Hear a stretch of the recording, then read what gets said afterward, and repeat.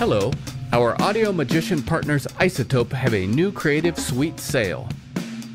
Until July 31st, you can add depth to your tracks with NeoVerb, chop up your audio with Stutter Edit 2, and transform vocals with Vocal Synth 2.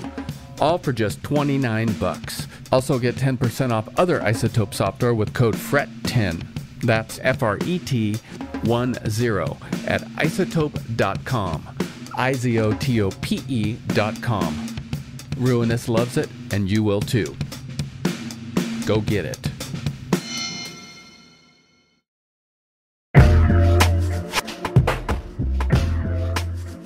Hello, big news from our friends over at DistroKid. They now have an app. This app works on iOS and Android, of course, and it's available in the Apple Store and Google Play stores and all the stores where you buy apps. Go check it out. It's got a lot of cool features. You can upload new releases, you can get notified when you've earned royalties, awesome. You can withdraw from the app via push notifications, a little dangerous for me, but rad. Anyways, go check it out. It's all at distrokid.com/app. And don't forget, you can still get 30% off your DistroKid account by going to distrokid.com/VIP/tour stories. Have a great one. And we are super psyched to welcome our newest sponsor, Thunder Road Guitars. Thunder Road Guitars is the Pacific Northwest best source for premium, new, used, and vintage guitars, amplifiers, and pedals. Online or in their Seattle, that's West Seattle, or Portland stores. You'll find fantastic customer service and a terrific vibe. I know because I'm in there a lot. Grab a cup of coffee, swing on in, don't spill your coffee, and check it all out. And now if you use code TOURSTORIES10, you can get 10% off at thunderroadguitars.com. Yes, that's me playing guitar. Hi Duane, how's it going? Hi Joe. Where are you? Looks like you're in a house. I'm at home. I'm in my music room. Music room, library, Nashville, Tennessee.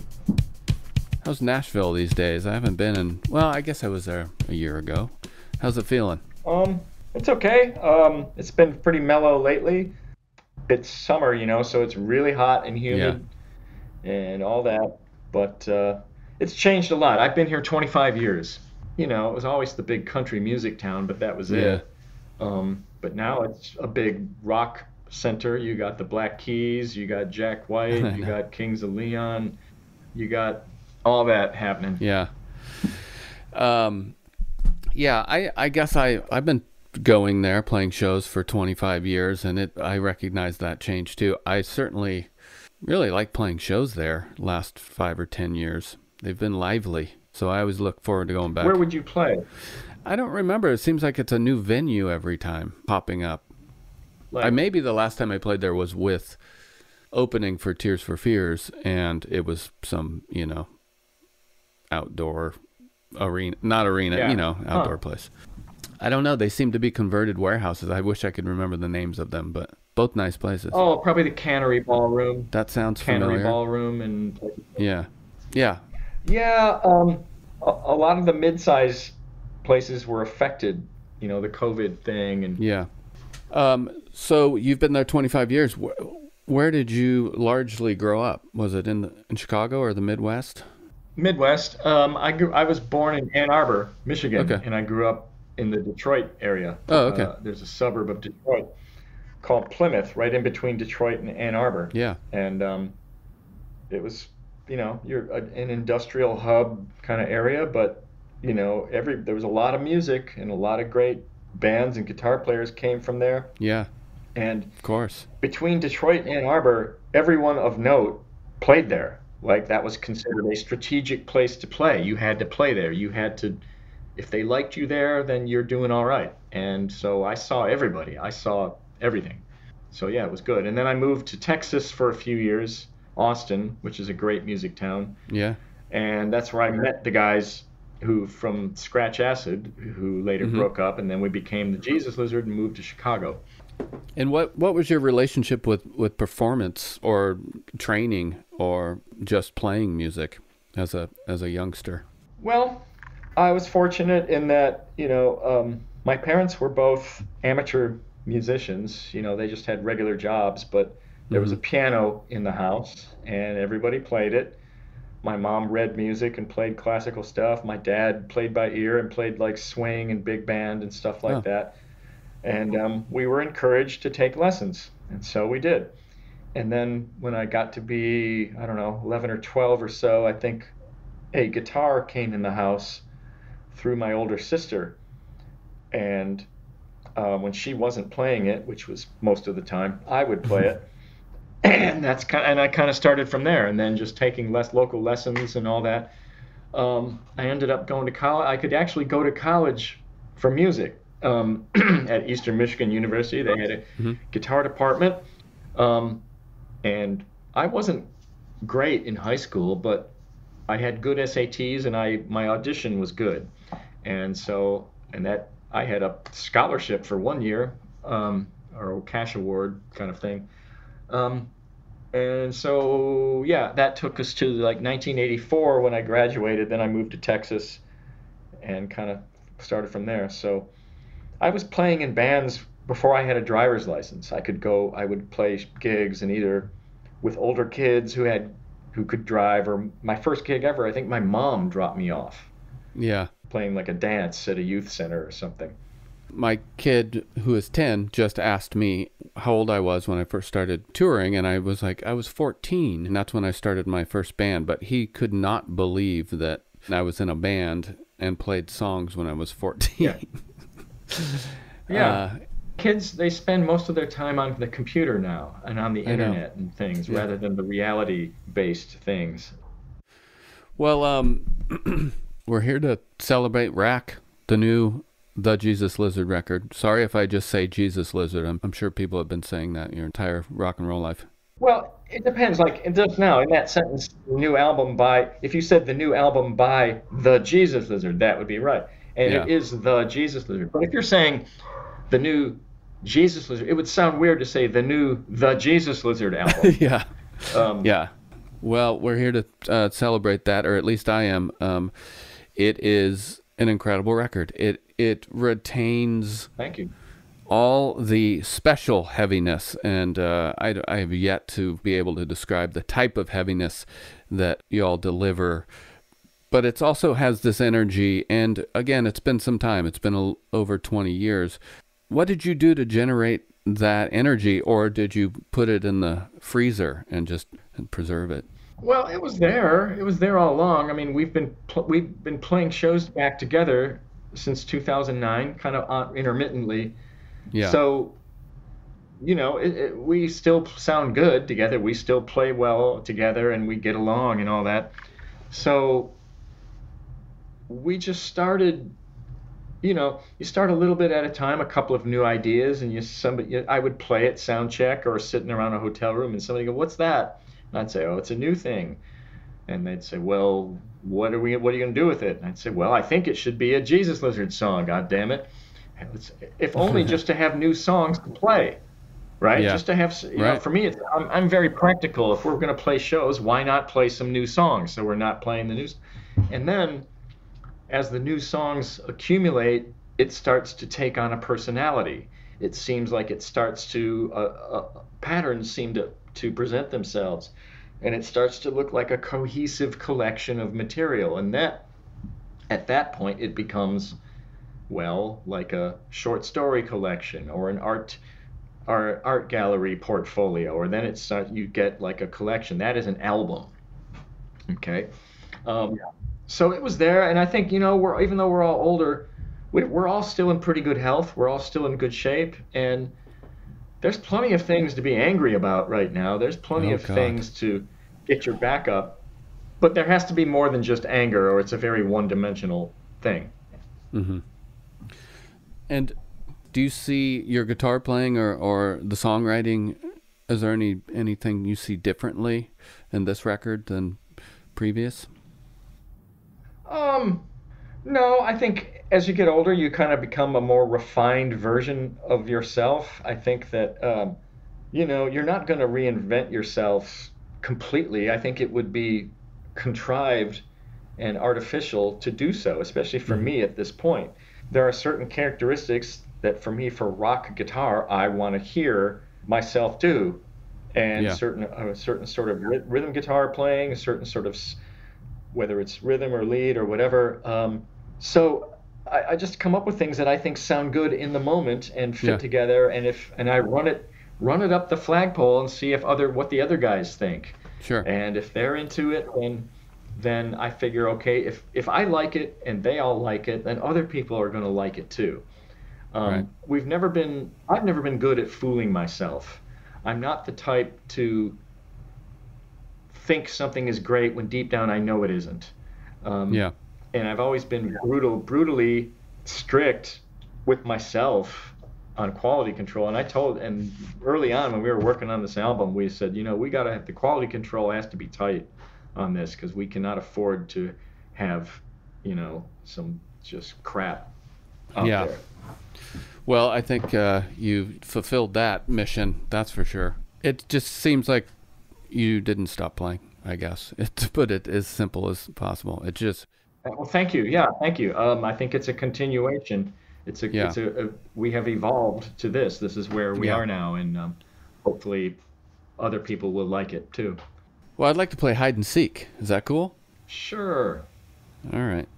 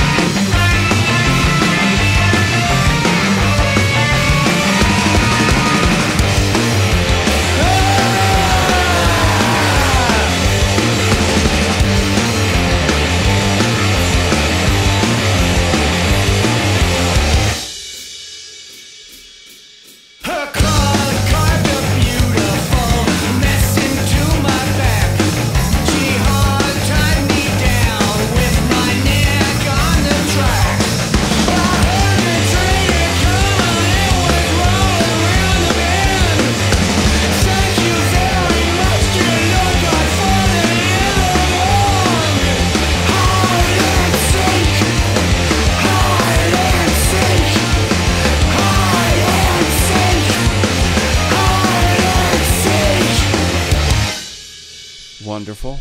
You know what I've heard in that, that I maybe I've never heard in the Jesus Lizard before is some Devo. Does that sound strange to you? That's funny. That's cool. No, we all love Devo. I saw them back in like '79, maybe. Yeah. I think hide and seek, if anything, sounds a little bit Stooges to me. Yeah. Stooges, Devo, that's good.